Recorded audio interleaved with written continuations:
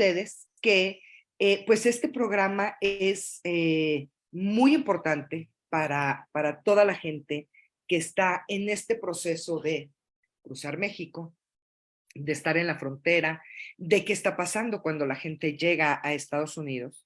Y han pasado muchas cosas, miren, se amplió el número de personas venezolanas que Estados Unidos está aceptando. Eso por un lado. Y luego, Ferromex cerró el tren donde pues viaja muchísimos migrantes.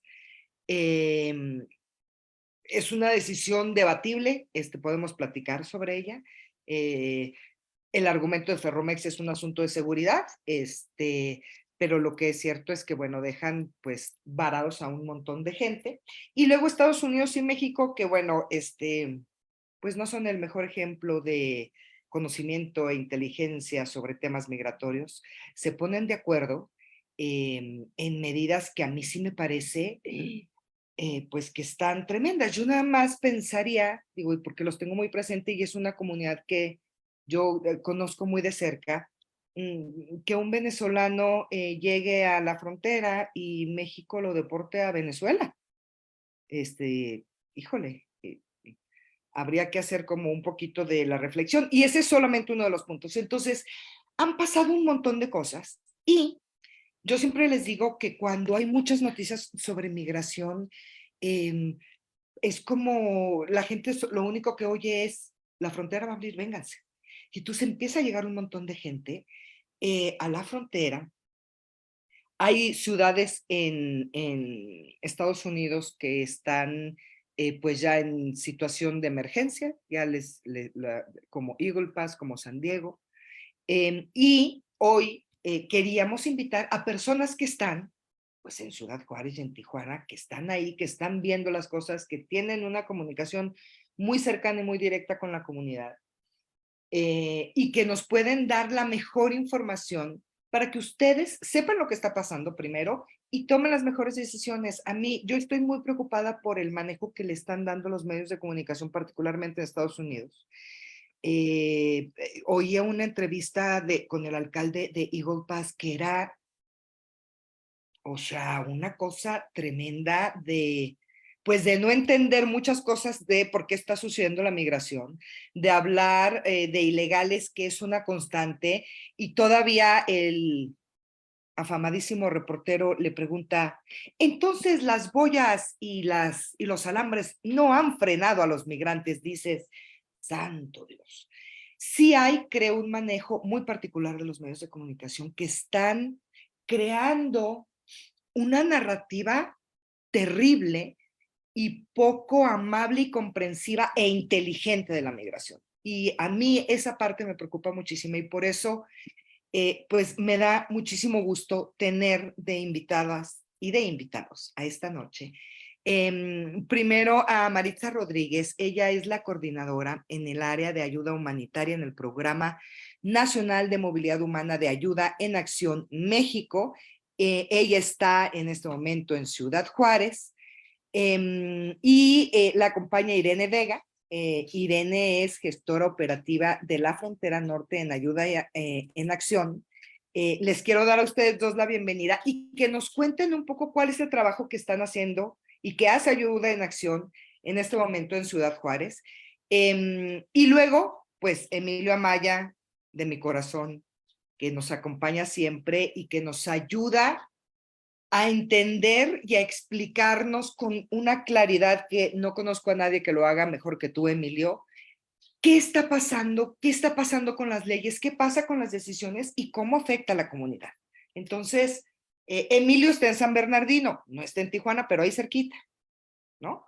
Entonces, les quiero agradecer, bienvenido Emilio esta noche.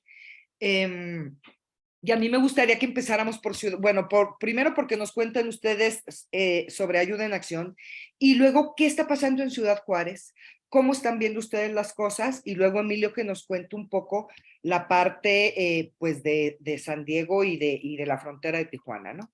Maritza, adelante. Gracias, Patricia. Muchas gracias a todos, todo el aforo de Conexión Migrante. estamos muy contentas, bueno, estoy muy contenta, y a Irene también es compartirá, pero estoy muy contenta de estar por acá. Y bueno, Ayuda en Acción de México, lo que hacemos en el programa de movilidad humana tiene dos vertientes. La primera es trabajar con todo lo relacionado con ayuda humanitaria. Tenemos presencia en 3 territorios aquí en México. Estamos en Frontera Sur, en Tenosique, Tabasco, y en Palenque, Chiapas, trabajando muy de la mano de los espacios de acogida que se encuentran en estos lugares, ¿no? Entonces también nos pueden encontrar allá.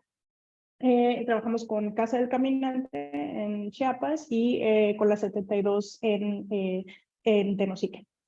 Y en Ciudad Juárez estamos trabajando pues muy de la mano con Derechos Humanos Integrales en Acción, y pues la intervención que tenemos básicamente es pues prestar ayuda humanitaria a mujeres sobrevivientes de violencia basada en género, que desafortunadamente pues son una gran proporción de las mujeres que encontramos con las que trabajamos, ¿no?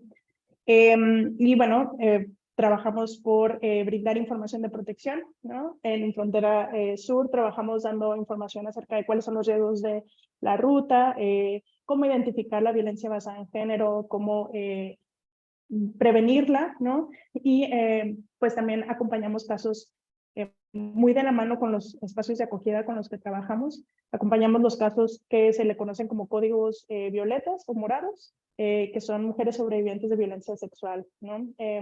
Igual, eso lo hacemos acá en Ciudad Juárez, ¿no? También damos charlas de protección, de protección. Damos información acerca de cómo se encuentra la frontera, cuáles pasos son a seguir una vez que estás ya aquí en Ciudad Juárez, ¿no? Cuáles son los caminos que tienes o los posibles caminos que tienes para llegar hacia tu destino, ¿no? Que es Estados Unidos. Y también pues apoyamos a mujeres sobrevivientes de violencia, ¿no? Eso es lo que hacemos acá en Ayuda en Acción en Humanitaria. Y también trabajamos con otra colega que lidera el proyecto de empleabilidad. Y el proyecto de empleabilidad pues es una atención que se le da a mujeres sobrevivientes de violencia basada en género, pero que ya se encuentran establecidas o que ya tienen un proceso de refugio o la condición de refugiado aquí en México, y se les apoya para hacer el enlace con alguna oferta laboral, ¿no? Y muy en específico en San Luis Potosí se trabaja mucho de la mano para poder generar pues comunidad, acercarlas a servicios, si hay algo que se necesite, ¿no? Si tienen hijos, hijas o hijes que puedan acceder a educación, y pues a los demás servicios que puedan necesitar, ¿no? Entonces se hace mucho el camino como de integración en el espacio, ¿no? Y justicia espacial, como dice mi colega también. Y bueno, eso es lo que hacemos en Ayuda en Acción, en el Programa Nacional de Movilidad Humana. Y le cedo la palabra a mi colega Irene. Hola Patricia, muchísimas gracias por el espacio. Igual, muchísimas gracias por el espacio también a todos los colegas de Conexión Migrante. Pues Maritza ya dijo una muchísima gran parte de lo que hacemos. En sí, otra de las cuestiones que hacemos aquí en Ciudad Juárez y también en el sur es justamente también la entrega de kits. Estos kits pues son kits de higiene justamente aquí en Ciudad Juárez para las personas que se encuentran o encontraban en condición de calle.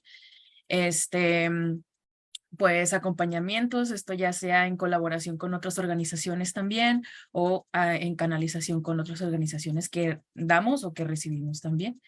Y pues creo que es todo, añadiendo a lo que comentó Maritza. Oye, Maritza, ¿y cómo están las cosas en Ciudad Juárez? Pues ahorita me parece, pues mi apreciación es que las cosas están tensas. Hay una alta llegada de personas en contextos de movilidad a la frontera, ¿no? Y esa misma llegada pues se ha visto reflejada en la mera frontera, ¿no? Donde está la valla que nos separa de Estados Unidos, en este caso pues la ciudad del Paso, Texas. Y ha habido una llegada pues importante de personas que pues se encuentran en esta sensación de desesperación de no poder acceder a pues protección internacional, ¿no? De manera pues pronta. Y entonces pues eso, los tiempos de espera del CBP-1 de cierta manera hacen que se exacerbe un poco estas como entregas a la policía fronteriza, ¿no? de Estados Unidos, y entonces se ha estado ha habido un incremento de las personas que se encuentran entregándose a la policía fronteriza. Y bueno, dentro de las tensiones creo que también es importante mencionar que pues se encuentran estas como medidas que se han implementado por parte de Ferromex, ¿no? Que es el cese de actividades que de cierta manera, Patricia y compañeros y compañeras, o sea, era, creo yo, uno de los espacios o una de las vías para llegar hacia la frontera norte, pues de manera segura entre comillas, porque ni siquiera es seguro, ¿no? O sea, no es seguro viajar arriba del tren, pero tanto ha habido, o sea, tanta área de oportunidad hay para el gobierno en trabajar en medidas de regularización para poder transitar por México, que pues se ve reflejado, ¿no? En los peligros que existen para las personas para viajar hacia el norte, ¿no?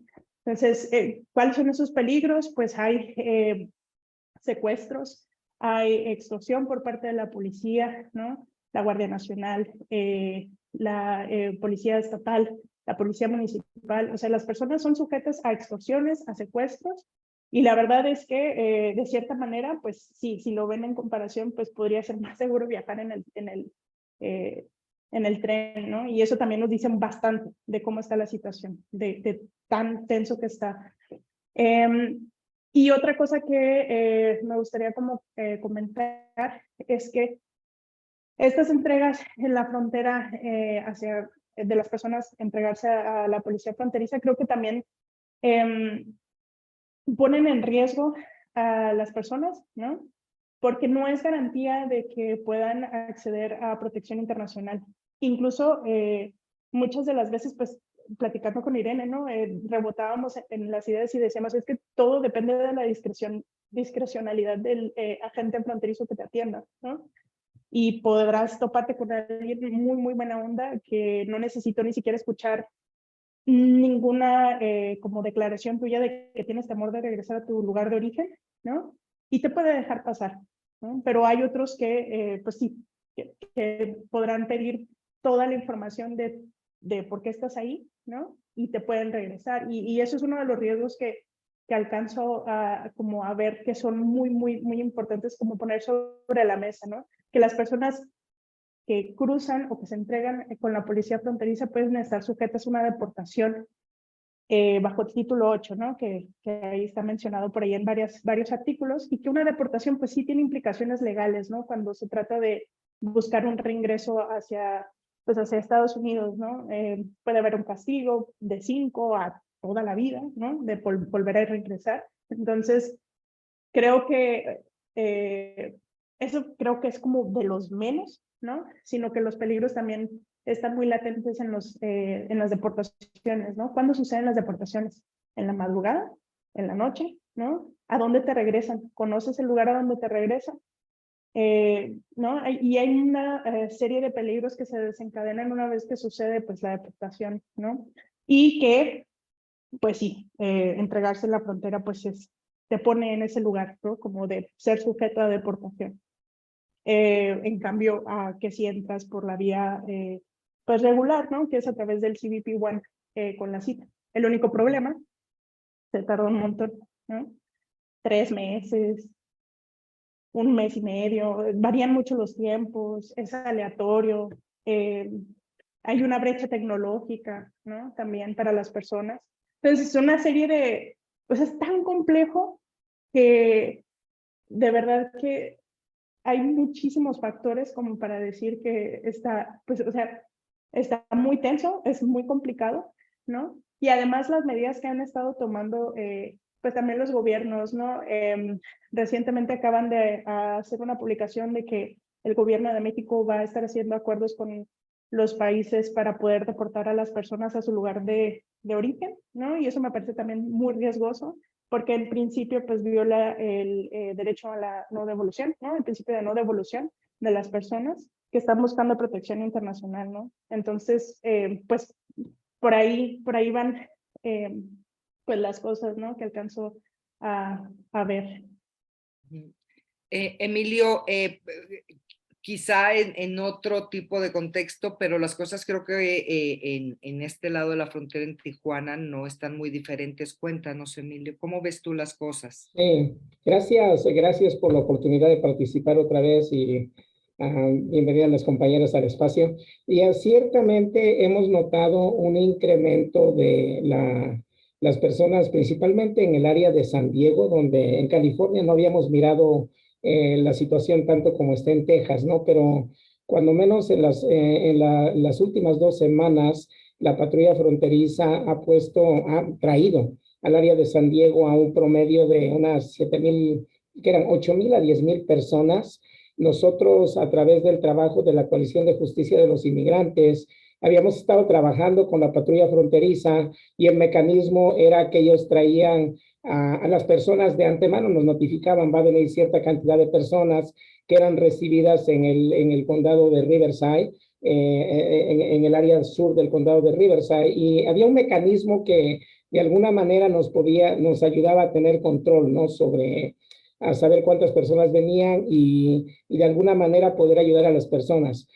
Los problemas que hemos tenido recientemente es que se ha incrementado la cantidad de personas que traen y sin previo aviso, ¿no? Entonces, esto ha causado una situación donde estamos mirando cada día más y más personas que llegan, por ejemplo, de hecho los traen a las estaciones del Greyhound, los traen a las estaciones del trolley en San Isidro, ¿no? Sin mayor información, sin mayor documentación.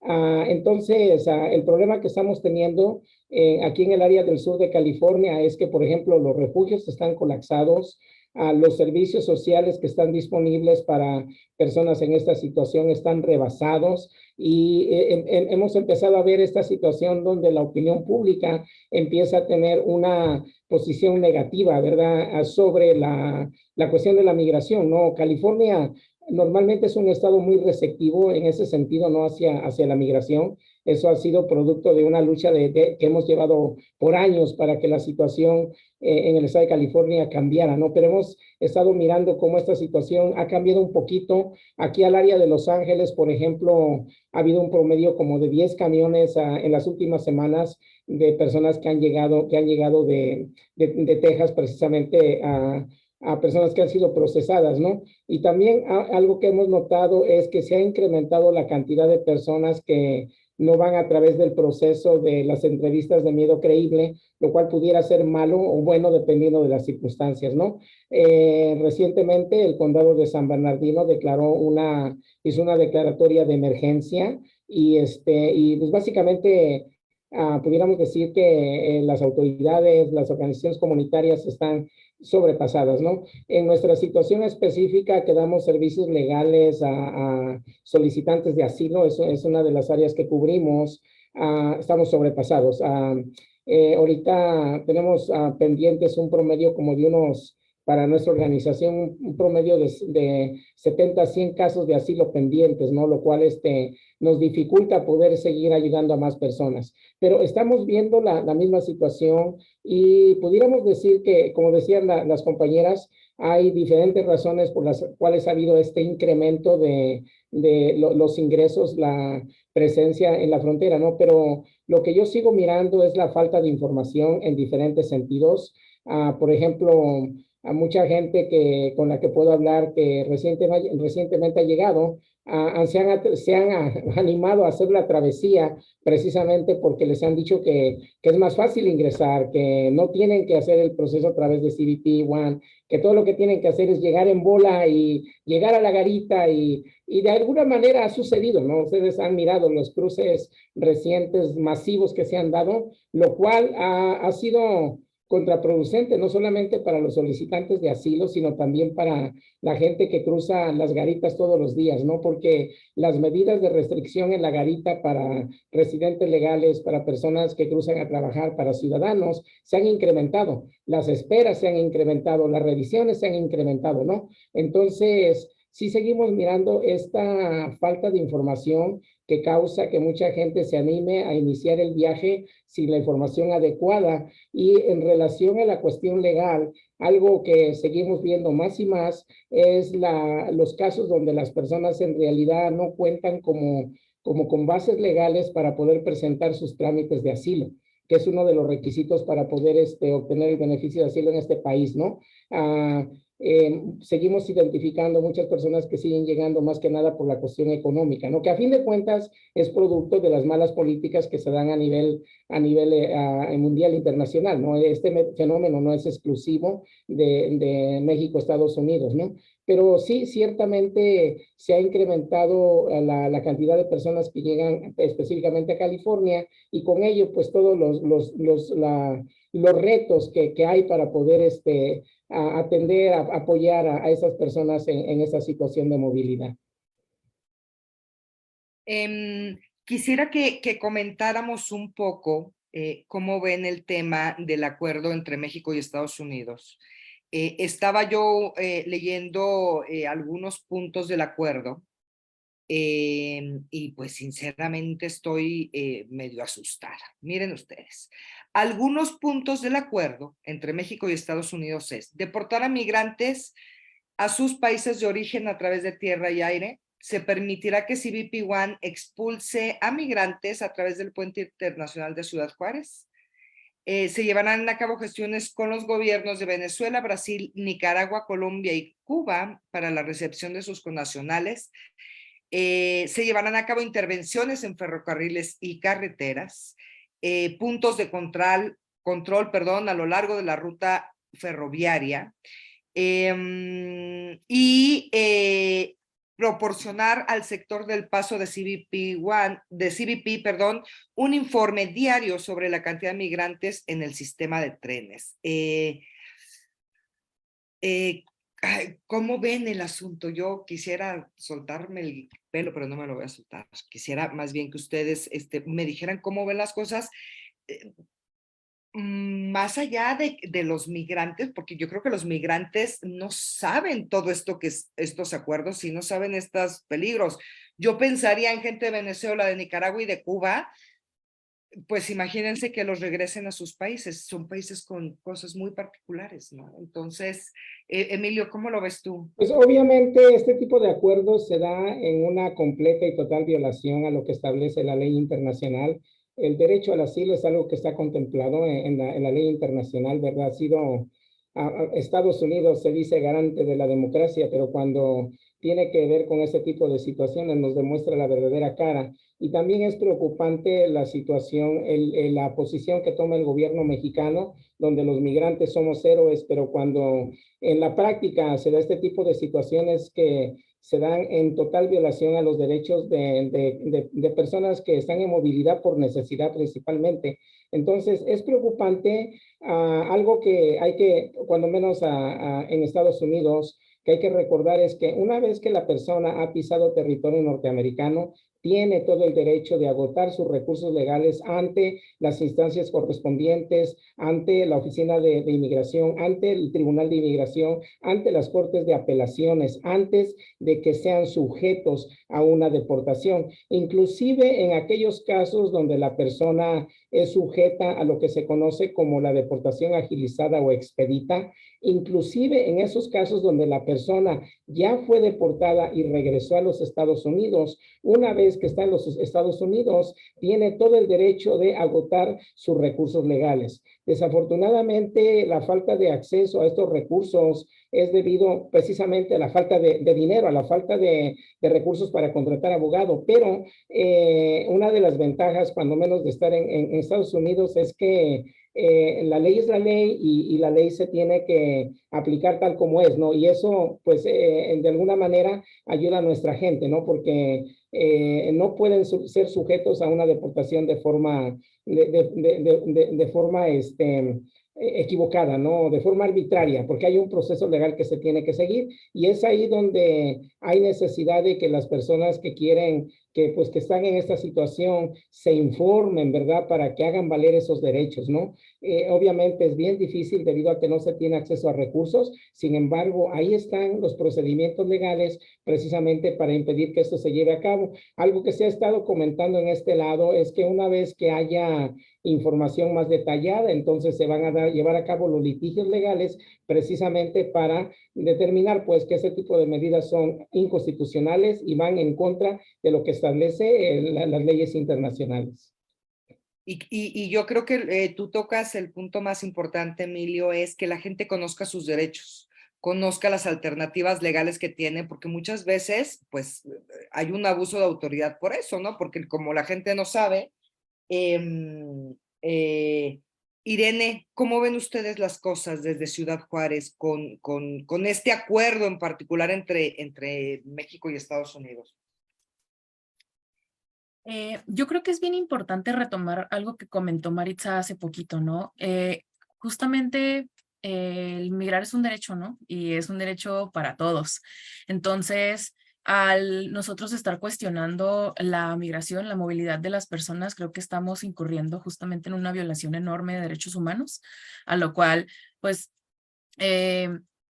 nos vamos, ¿no? a otro tipo de violaciones en la cual la movilidad, en la cual el principio de protección internacional, todas estas cuestiones de buscar protección se nos están negando justamente por muchísimas ideas y pues nosotros no podemos estar, bueno, el Estado más bien, no puede estar como generalizando en cierto punto este tipo de cuestiones, ¿no? Me quisiera mencionar, por ejemplo, muchas de las personas, ahorita que mencionaban lo de los derechos, muchas de las personas no saben que existen, por ejemplo, los paroles para personas venezolanas, haitianas, nicaragüenses. No conocían de esto hasta que llegaron aquí o hasta que llegaron a México, se encontraron con una organización o con una agencia y recibieron esta información. Entonces, ahí justamente no nos vamos a lo mismo. El derecho a la información creo que es crucial. Y aunque conocemos que hay muchísimas redes de información entre las personas, entre sus mismos connacionales, creo que es bien importante también hacernos de esto, ¿no? Y una de las cosas que yo pues casi siempre pregunto cuando estoy con las mujeres, es como, ¿usted conocía de esto? ¿Usted sabía que existía esto? Y es como, no, cuando llegué aquí me di cuenta, ¿no? Justamente retomando algo que decía Emilio, no, a mí me dijeron que podía pasar y que iba a estar todo bien fácil y que yo iba a llegar y entonces creo que el hecho de que México esté haciendo este tipo de movimientos es una cuestión primeramente violatoria de derechos humanos y en segunda, pues como comentaba Maritza, ¿no? Nos evidencia como qué tipo de falta nos hace para poder hacer una más fácil movilidad y una más fácil protección internacional. Quisiera traer a colación un comunicado que hizo el gobierno del estado de Chihuahua ayer justamente, en una reunión que tuvieron con CBP de Texas, con INM, en donde pues nada más estuvieron estas tres, el gobierno del estado, INM y CBP, en la cual se acordaron cuestiones que apenas nos dimos cuenta en este comunicado, ¿no? Que sustentan lo mismo que comentaba el tratado que hizo México con Estados Unidos, en la cual es justamente poner puntos de revisión con las líneas de Ferromex, comentaban y ellos como pues su propósito de hacer este tipo de comentario, este tipo de comunicado, perdón, fue como estamos perdiendo mucho dinero por las largas filas, que como comentaba Emilio, ¿no? Tantos revisiones. Sin embargo, creo que esto tiene pues quizás, ¿no? Puede tener como una agenda trasera en la cual volvemos a lo mismo, es violatoria del derecho a la movilidad, ¿no? Entonces, otras de las cuestiones que se han ido como añadiendo a toda esta violación que al fin y al cabo, pues justamente violenta a las personas en movilidad e incluso a las organizaciones que trabajamos con ellas, pues es los operativos que hace no nada más Guardia Nacional, sino también Secretaría de Seguridad Pública Municipal, INM. Entonces, es como toda esta maraña, ¿no? De acciones que son, pues, discriminatorias y xenofóbicas.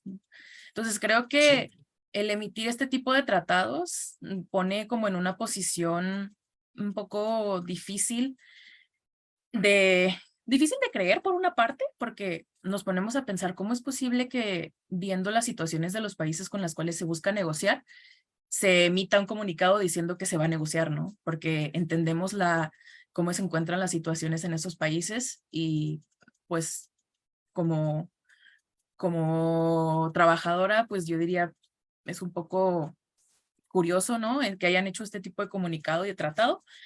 Y por otra parte es como estamos viendo que hay una situación, una crisis, y aún así pues hacemos como nada para trabajar y evitar y prevenir y cuidar, ¿no? A las personas que se encuentran en busca de una protección internacional. Así es. Abel, tienes por ahí tú una pregunta. Sí, sí, sí, sí. Ay, bueno, más que nada, sí, es una pregunta, pero empieza como comentario. Bueno, y es ligado a que no olvidemos que ya se viene como para México, Estados Unidos, un proceso electoral el próximo año. Entonces todo esto está bien politizado y pues también por ahí va a Maritza, bueno, pues, también primero Maritza y luego Emilio, pero es más o menos lo mismo.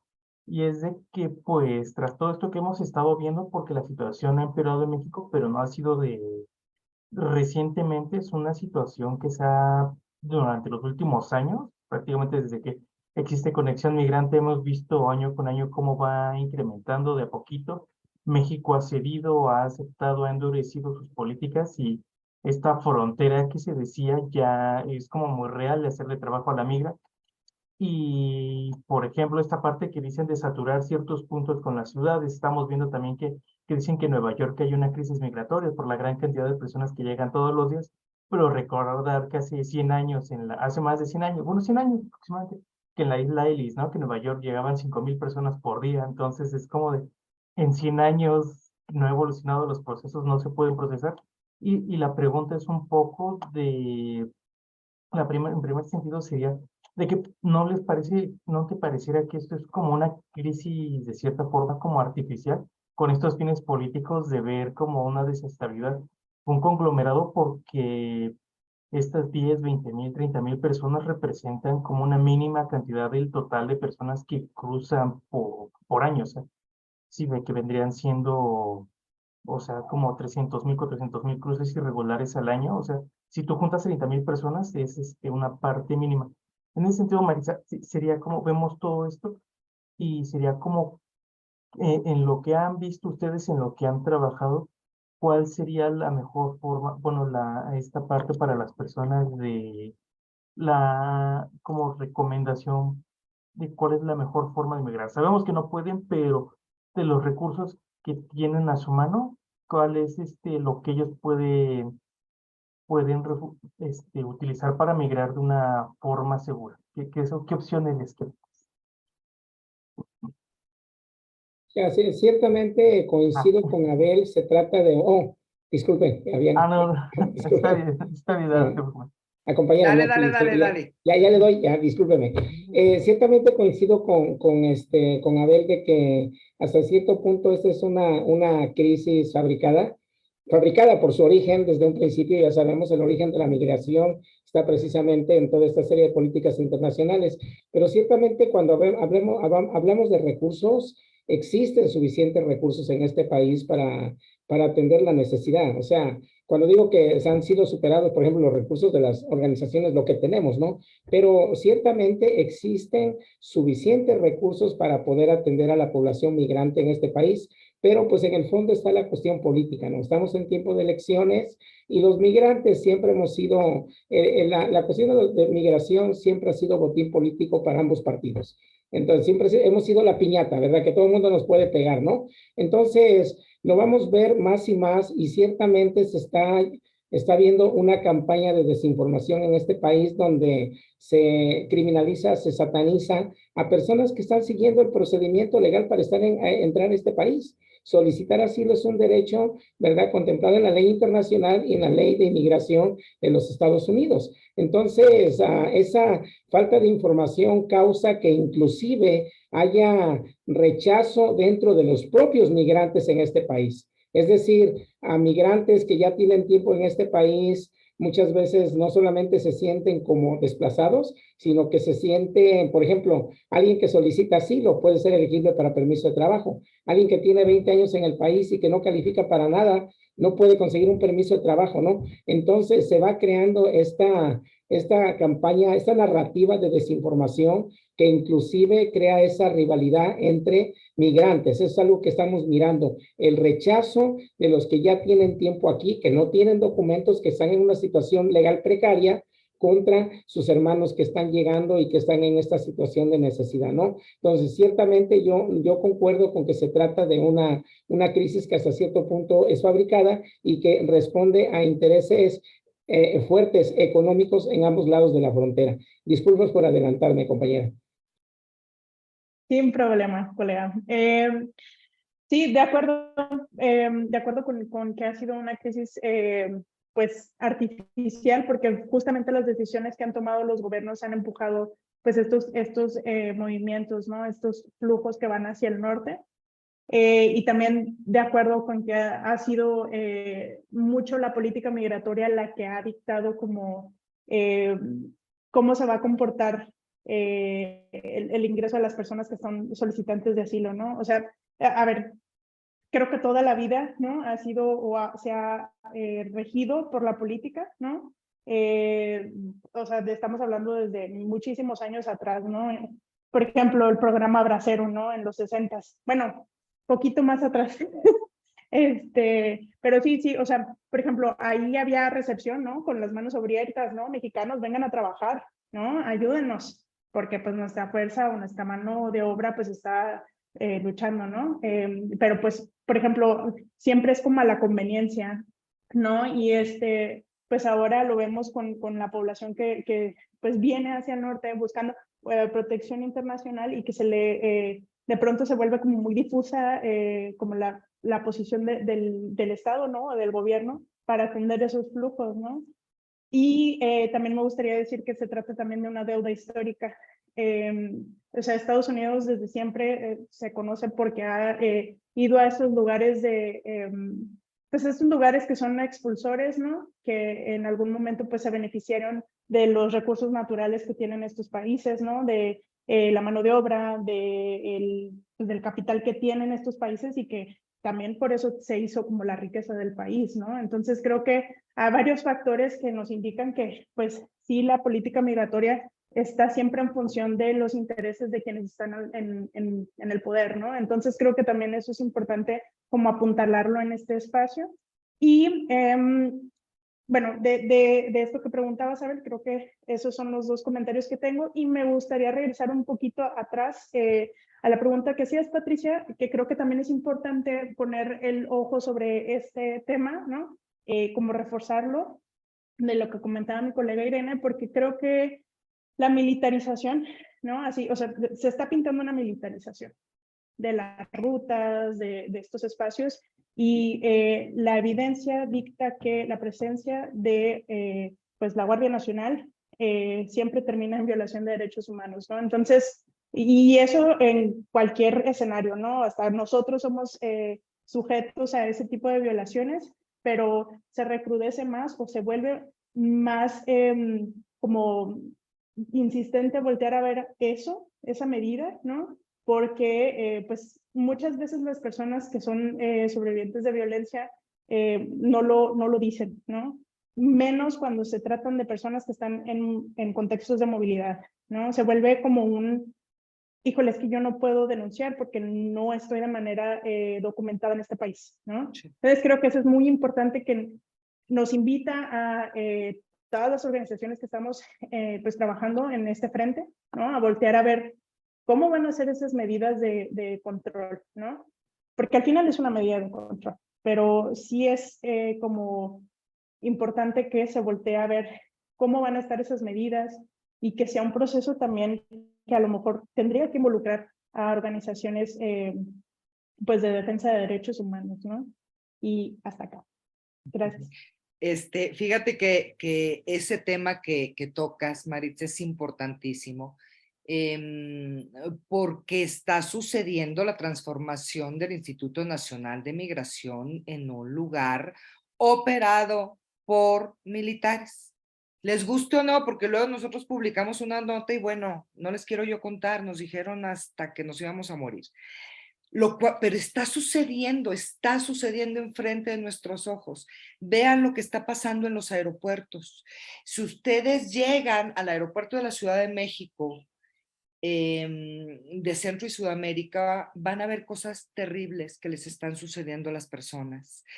Y es súper preocupante porque, como dices tú, pues la línea para la violación de derechos humanos, lo hemos visto una y otra vez, se hace mucho más finita. Y luego yo ayer me sorprendí mucho, no sé si ustedes, yo vi un pedacito, pero no sé si tuviste el debate, Emilio, de los republicanos, de los candidatillos ahí chiquillos, pero que los escuchas y quieres salir corriendo del terror. O sea, los tipos hablando de invadir México, ¿se acuerdan que DeSantis trae ese discurso? Bueno, eso está leve, señores, eso está leve de verdad. Es una forma y una perspectiva de ver a los migrantes, de ver a la migración y de ver a México, pues, muy peligrosa, y que está en un debate. A lo mejor ellos no tienen el porcentaje de votos necesario pero está en el discurso público. Y eso es lo que cuenta, y eso es gravísimo. Emilio, no sé si tú los viste o viste alguna No, información al sí, respecto. sí la apunta a la demonización, ya no la criminalización, sino la demonización de la situación de los migrantes, ¿no? Y cabe recalcar que no solamente está en el discurso público, sino que en muchos espacios de poder está vigente. Hay estados que tienen una política basada en esa retórica. Todas las demandas que han sido tomadas contra las medidas pro inmigrantes han venido precisamente de ese tipo de espacios políticos, ¿no? Entonces, la retórica espanta, la práctica mucho más, porque se da en los hechos, ¿no? Algo que nos preocupa es que debido más que nada a la situación económica, sí existe una posibilidad real de que la agenda del expresidente Trump regrese al poder. Quizá no con Trump, pero sí con muchos de sus personeros con ese mismo tipo de política. Peor tantito, preocupa que el sector progresista del Partido Demócrata no se pronuncie abiertamente, precisamente por el miedo a las repercusiones que pudiera tener, ¿no? Entonces, ciertamente estamos mirando cómo en Estados Unidos nos estamos moviendo un poquito más a la derecha cada día más, ¿no? El miedo es real, la preocupación es real y va más allá del discurso, ¿no? Se refleja en las políticas que se toman en diferentes lugares. Y yo sí les diría que el mensaje, la narrativa de los grandes medios de comunicación es horrorosa. Aquí ahorita voy a ventanear a uno, porque de verdad, miren, les quería yo hacer un resumen de la entrevista esta que pasó en Telemundo con el alcalde de Eagle Pass. Ay, Dios, pero prefiero no darle más difusión. Pero fíjense este artículo que encontré yo en la sección de negocios, fíjense nomás, en la sección de negocios de Milenio. Elbex, una empresa fabricante de productos de baño, Elbex estima afectaciones en su producción por crisis migratoria. Ay, perdónenme por el que me acabo de aventar. ¿Cuál crisis? A ver, perdón, primero, no hay crisis migratoria. No se habla de crisis migratoria. Y si ustedes leen la nota, tampoco es cierto, porque Elbex nunca dice tenemos un problema. Lo único que dice es tenemos un problema de que algunos proveedores están en Estados Unidos y se están tardando más en llegar los productos. Tan, ¿eh? Pero si ustedes ven la nota, ven la cabeza. Es una narrativa bien peligrosa, de poca comprensión, de no entender lo que está pasando y eso que decías tú, Abel, pues sí, puede ser que en una semana se juntaron un montón y, ay, hijo de la madre, pues ahora qué vamos a hacer, y un poco se resuelve el tema, pero los problemas son de los gobiernos, los problemas son de los gobiernos en Centro y Sudamérica, los problemas son del gobierno de México, los problemas son del gobierno de Estados Unidos. Ellos son los que originan los problemas, no los migrantes, y esa es como la gran confusión que traemos para poder contar lo que pasa en la migración. Fíjense que les quería yo hacer una pregunta, pero llegó una pregunta que es la pregunta que yo les quería hacer. Entonces, miren, qué bonito. Todo salió redondo.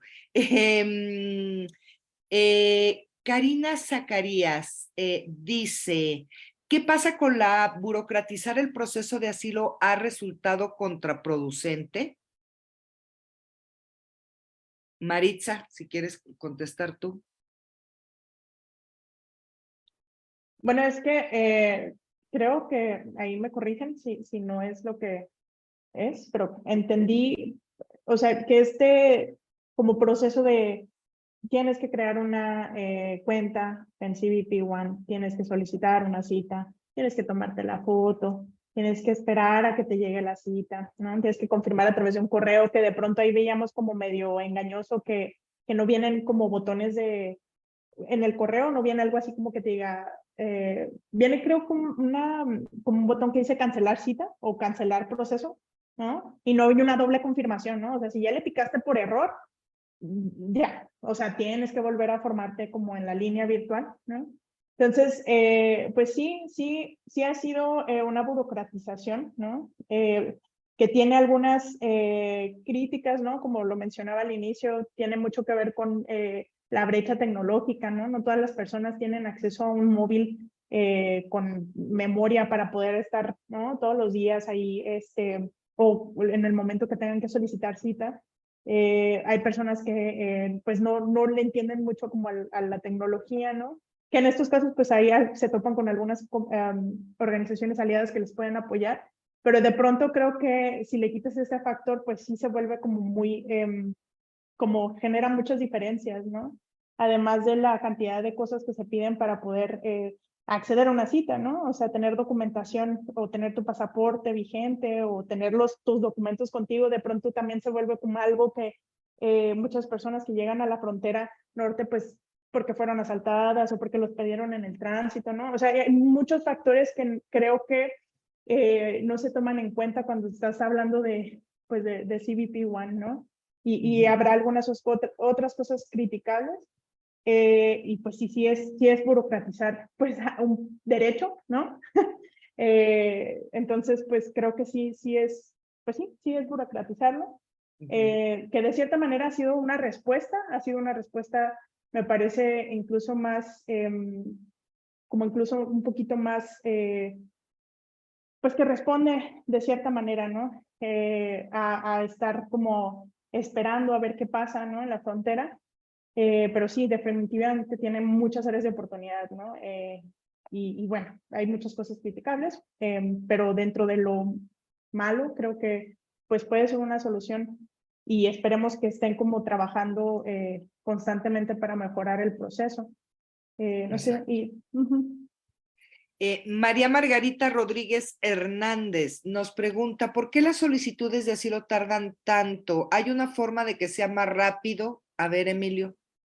Bueno, depende cuál es el contexto, pero ahorita revisando notas, hasta el mes pasado había 1.6 millones, 1.6 millones, más del millón y medio de solicitudes de asilo pendientes, tanto en los tribunales como en la oficina de inmigración, ¿no? Entonces, la razón por la cual el trámite tarda tanto es precisamente debido a este atraso que hay en el procesamiento de solicitudes. Ahora, ahí hay un punto que hay necesidad de clarificar.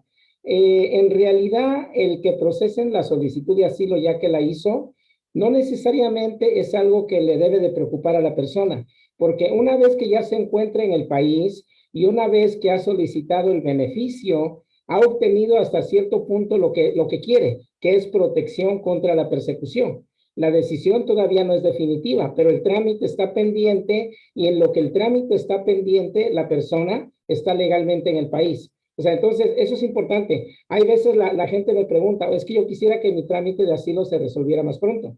Y normalmente la respuesta es, ¿cómo para qué? O sea, si aún cuando ya le aprueben su trámite de asilo, en teoría no puede regresar a su país de origen, ¿verdad?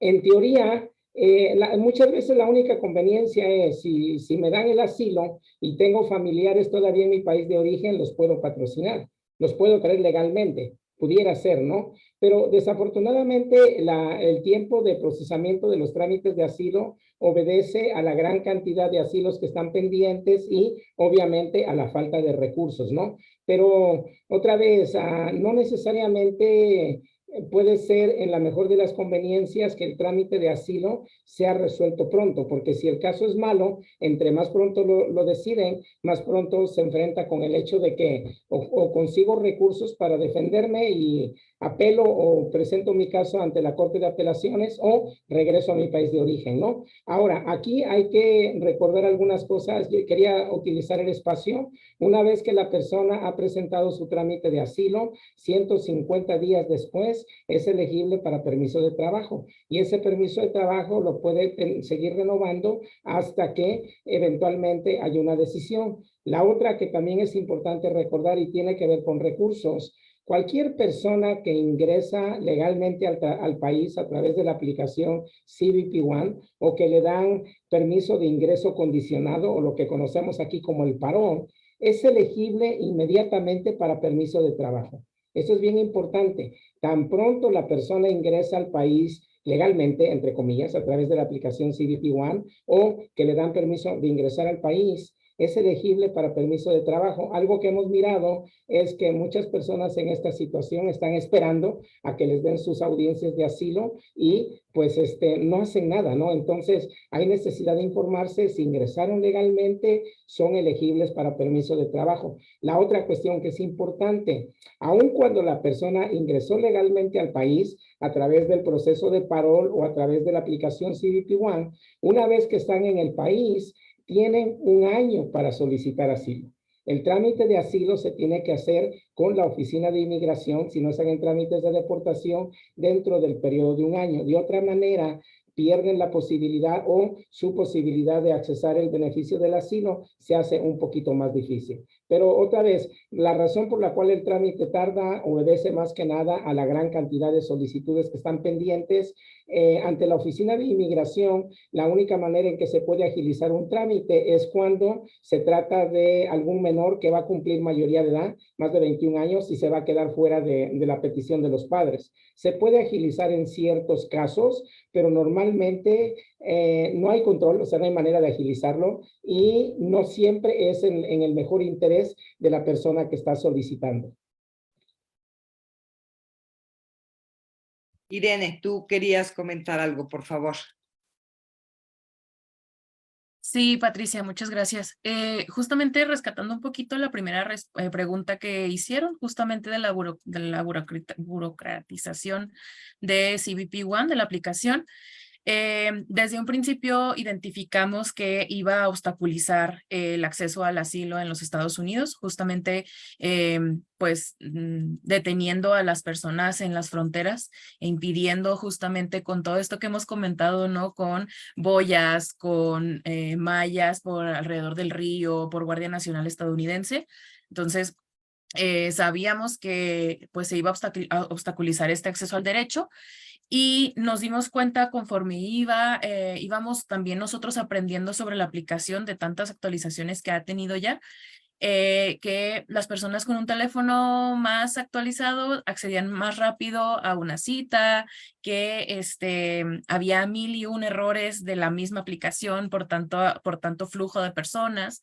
Ahora con la nueva como modalidad, porque han cambiado la modalidad ahora a una de correo electrónico en la cual la persona se registra, ya no es necesario estar todo el día, ¿no? Identificamos justamente niveles de ansiedad en las mujeres con las que trabajábamos porque tenían que estar todo el día intentando, y ahora con esta nueva modalidad puedo decir, igual no es algo certero, pero puedo decir que ha bajado un poquito más y ya crea como un poco más de, como bueno, voy a esperar. Sin embargo, esta espera al día siguiente se acaba porque no les llegó un correo que estaban esperando, justamente, ¿no? Entonces,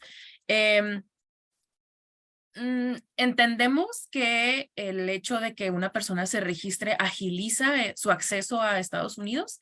Sin embargo, hasta este punto, la verdad sí creo, como comentaba Maritza, ¿no? Que le faltan muchísimas cosas que mejorar. No creo que esté pensado para personas en movilidad. Creo que está más bien pensado, justo como comentaba Emilio, ¿no? Hacerle el trabajo a CBP para que llegue la gente ya registrada. Y creo que sí, ¿no? Que esta cuestión aleatoria pone en un riesgo también a las personas, ¿no? Porque, porque repito, ¿no? Como nosotros trabajamos con personas, con este tipo de identificación de violencias, con identificación de emociones, justamente para poder evitar, ¿no? Estos niveles de ansiedad que se pueden producir al estar esperando meses. Entonces, y no nada más meses, sino también ver a compañeras que llegan hoy y se van mañana porque la aplicación así lo dijo. Entonces, trabajamos también con esto, lo que es todos los días, desde que empezó lo de CBP en la aplicación. Entonces, sí, la verdad yo sí creo que como concuerdo, ¿no? Con Maritza, le faltan muchísimas cosas que mejorar, tener en cuenta que las personas no todas somos tecnológicamente sabias, que no todas tenemos un teléfono de última generación, que no todas sabemos incluso cómo hacer un correo, que estamos aquí a la disposición las organizaciones para ayudarles, pero pues creo que sí, ¿no? Que está hecho muy a la burocracia, ¿no? Aquí está y llénelo, ¿no? Y pues eso. Que en el fondo, un comentario adicional, este tipo de medidas como la implementación de la aplicación CBP One tiene más que nada el propósito de disuadir a las personas. O sea, son medidas de tipo disuasivo. De hecho, lo que se ha estado argumentando a través de los litigios que se han hecho es precisamente el hecho de que este tipo de medidas no solamente ponen en riesgo a una población que ya de por sí está en riesgo mayor, sino que tienen el propósito de disuadir y hasta cierto punto seleccionar quienes pueden ingresar al país. O sea, y esto tiene que ver también con algo que por años los sectores conservadores han tratado de implementar en la política migratoria norteamericana, que es el uso de este criterio selectivo de que solamente se le debe de permitir acceso a personas que tienen educación, que cuentan con habilidades, que tienen acceso a recursos, que es básicamente lo que pasa con este tipo de aplicaciones. Oigan, pues fíjense ustedes que ya nos echamos 1 hora en esta plática, pero me gustaría que antes de irnos nos contestaran esta pregunta que hicieron desde hace un rato y que era les decía que yo les quería preguntar. Si soy un migrante que ya tomé la decisión de llegar a la frontera norte, ¿qué consejos le darían ustedes? Ustedes, Maritza, Irene, tú, Emilio. Maritza, vas tú. Que veo que Irene como que... Así es que, colega. Bueno, pues yo creo que es la misma que siempre le doy a todos, ¿no? La información vale oro. Sin embargo, creo que en estos tiempos es muy fácil acceder a mucha información errónea. Entonces, creo que el conocer como estos básicos, no sé, yo siempre les digo, acérquense a una persona que sea de una organización con un chaleco y que esta persona se identifique correctamente y que esta persona no les cobre y que esta persona no. Entonces creo que eso sería lo fundamental. Una persona que está fuera del país, pues sería, pues yo creo que saber identificar cuándo sí y cuándo no con las autoridades, saber cuáles son mis derechos. Sin embargo, también sabemos con qué tipos de autoridades trabajamos, ¿no? En estos países. Entonces, creo que el saber cómo discernir bien cuándo sí y cuándo no es una también forma de autoprotegerse, ¿no? Y proteger a las personas con las que vamos, el acceso a la información y siempre que el acceso a la protección internacional es un derecho. Creo que eso sí les comentaría. Una vez que lleguen a Ciudad de México, Guadalajara o alguna frontera, aplicación de CBP One. Gracias, Irene. Maritza. Sí, pues como añadir, ¿no? O sumar a lo que ha comentado Irene, también es que si te llega información que parece demasiado buena para ser cierta, ¿no? Hay que cuestionar, ¿no? Como, ay, vente para acá, aquí sí cruzas, mira, te paras y te entregas ahí en el puente y ya llegaste, ¿no? Ya cruzaste. Ese tipo de cosas como, pues sí está fácil, ¿no? Que pueden ser como pues un gancho, ¿no? Que a lo mejor no logras dimensionar qué implicaciones tiene irse a entregar, por ejemplo, ¿no? Entonces, oye, mira, vente para acá, te vamos a pagar 15,000 pesos a la semana por venirte a chambear acá en lo que esperas, ¿no? También es una señal de alarma, ¿no? Que ofertas laborales de pronto que suenan muy, muy buenas, hay que tener como cautela, ¿no? Y en este caso creo que pues acercarse a colaboradores o colegas que también trabajan en organizaciones pues de trabajo con personas en contextos de movilidad, con los chalecos azules, cafés, y que sean propiamente identificados y que no te van a cobrar absolutamente nada por orientarte ni asistirte, ¿no? Que puedas como corroborar con ellos, oye, mira, me llegó esta oferta laboral, ¿tú qué crees, no? Porque muchos de los casos de explotación laboral, ¿no? O de secuestro, inician con ofertas laborales pues muy buenas, ¿no? Exacto. Entonces creo que pues prestar ojo a cosas que parecen muy, muy buenas, ¿no? Como esto me va a solucionar la vida, ¿no? Entonces ahí hay que prestar atención y pues siempre tratar de buscar como a las personas que trabajamos en eso, ¿no? Y es que luego puede ser como medio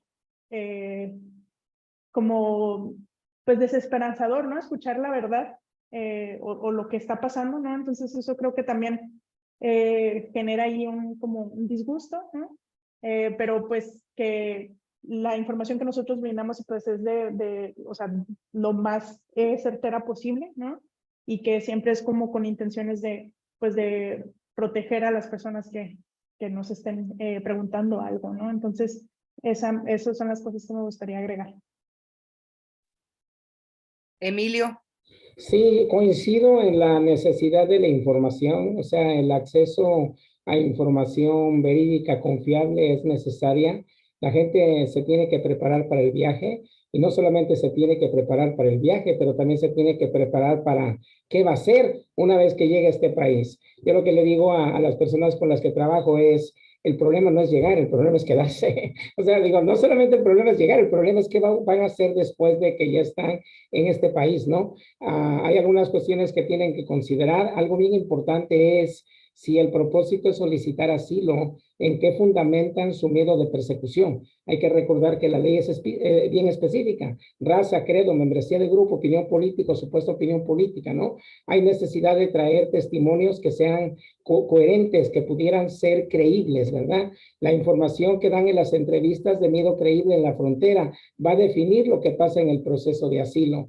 Hay necesidad de identificar quién va a servir como patrocinador una vez que están en Estados Unidos, ¿no? Porque cuando son detenidos y son considerados para ser puestos en libertad bajo palabra, normalmente tienen que tener alguien que se va a hacer cargo de ellos, ¿no? Hay que informarse de y qué van a hacer una vez que estén aquí. La familia con la cual van a llegar los va a esperar el tiempo que no puedan trabajar, ¿verdad? Ahorita tristemente estamos mirando familias viviendo en la calle, en este país. Estamos mirando familias viviendo en la calle por falta de recursos, ¿no? Entonces, la información y la preparación son básicas y algo que quiero agregar también es que asilo es uno de los recursos, ¿no? Pero algo que estamos mirando más y más son las personas que llegan traficadas a la frontera y que entran a los Estados Unidos traficadas y que pudieran, son víctimas de tráfico y que pueden accesar otros beneficios como la visa T, que es para personas que son víctimas de tráfico, o la visa U, que es para personas que son víctimas de delitos, lo cual permite también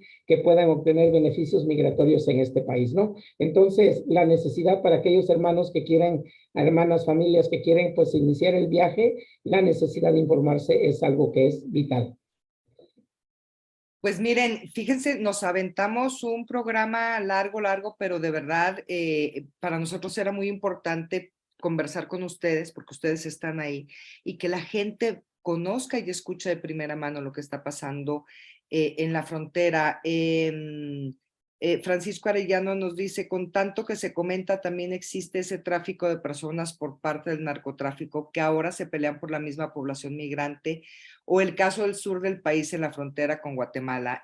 Las cosas están complejas y como dicen, hace falta mucha información de calidad. Acérquense a canales formales de información. Nosotros de verdad en el reportaje que hicimos en julio lo presentamos sobre la desinformación en la comunidad migrante, pues nos asustamos de lo que estaba sucediendo, de lo que estábamos viendo, porque era muy fácil y recordé mucho, Maritza, cuando tú decías, no crean en cosas que son increíbles y que se supone les van a resolver la vida, porque así no es. Es muy complejo y Emilio también siempre lo ha dicho en las conversaciones que tenemos aquí. Estados Unidos es complejo, no está fácil vivir allá, no está fácil trabajar allá, no está fácil nada, es mucho esfuerzo. Entonces, bueno, pues a mí no me queda más que agradecerles de verdad profundamente a Maritza, a Irene, a Emilio, a Abel, que hayan estado esta noche pues intentando ofrecerles información y la mayor claridad posible en las cosas que están pasando. Gracias, Maritza, por acompañarnos y por estar siempre cerca y ayudarme con información, y nomás vieran cuánta lata le doy a esa mujer. Gracias, Irene, muchas gracias por acompañarnos también. Y Emilio, bueno, pues tú ya sabes que tienes aquí derecho de picaporte en este programa. Un día te vamos a dejar a ti solo porque con Emilio tenemos. Muchas gracias, Emilio, por estar nuevamente. Y bueno, pues gracias a todos ustedes, a todas ustedes que estuvieron cerca, que nos escucharon esta 1:09, para que vean. Y que no se olviden que nos pueden escribir, que nos pueden llamar, que nos pueden preguntar cosas.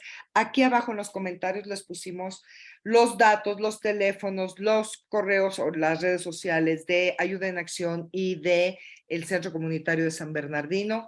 Ellos son dos alternativas que pueden estar cerca de ustedes y que les pueden dar orientación. Muchísimas gracias. Nos vemos próximo jueves, 7 de la tarde, hora Ciudad de México, en esta charla entre amigos, y por lo pronto que tengan un maravilloso fin de semana. Muchísimas gracias. Gracias a nuestros invitados. Gracias. Gracias. Hasta luego. Gracias. Chao. Chao.